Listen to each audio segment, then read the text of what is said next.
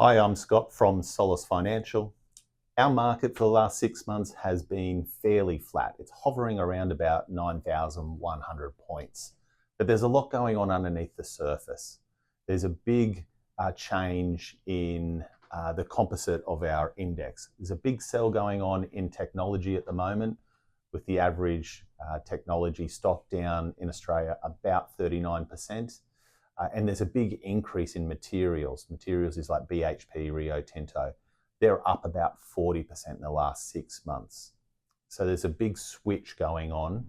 And this table here is what we call a heat map, just showing our market in total.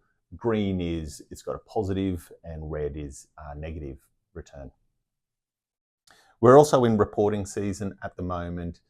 So we're seeing companies like Telstra reporting their profitability was up about 8%, and Wesfarmers, which is Bunnings, up about 9.3%. And we're seeing an increase in their stock price as well, which is also helping that shift from technology to other stocks.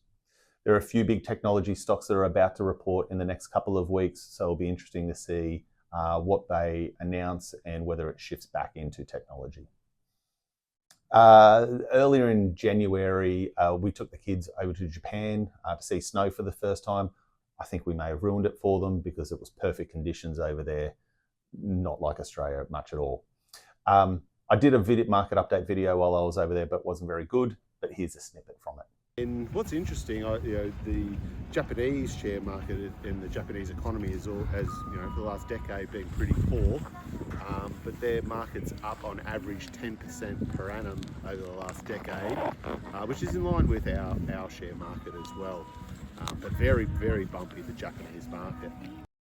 I also wanted to talk about the carry trade. Now, the carry trade is something that investors do to make a little bit extra profit. They borrow from Japan, which has historically had 0% interest rates. So they borrow at 0% of an interest rate and then invest in, let's say, government bonds in the US and pick up a 4% interest rate. Well, let's say they borrow at 0% and put it in a term deposit at 4% in a different country, and then they hedge the currency so there's no risk on the currency. It's a pretty good deal and it's a good way for them to make profits. However, Japan's interest rates for the first time in 20 years is starting to go up. It's currently at 0.75% interest rate and it's going to potentially go up further. So some of those deals are starting to unwind, and also people doing the carry trade are looking at other countries to borrow from. Switzerland is close to zero, for instance.